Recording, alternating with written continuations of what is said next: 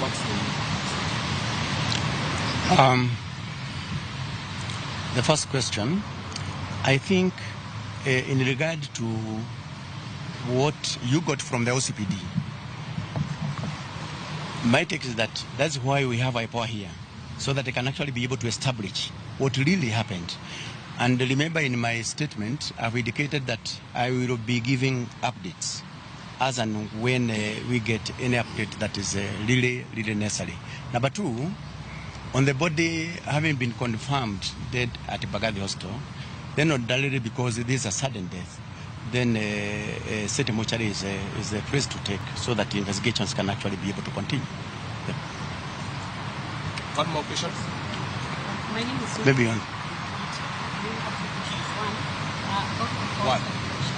What because of you mind clarifying what exactly it was, what it was against, so that Say again?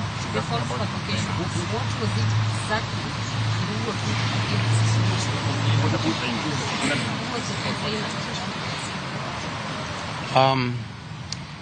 Let me put it this way.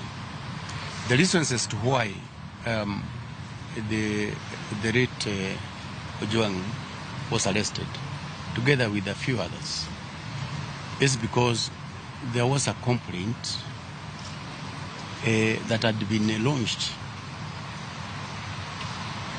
by the DIG KPS about his name being tarnished.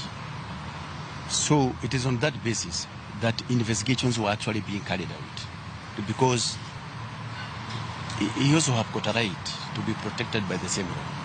Thank you. The last one. You have two IPIGs, you have Mr.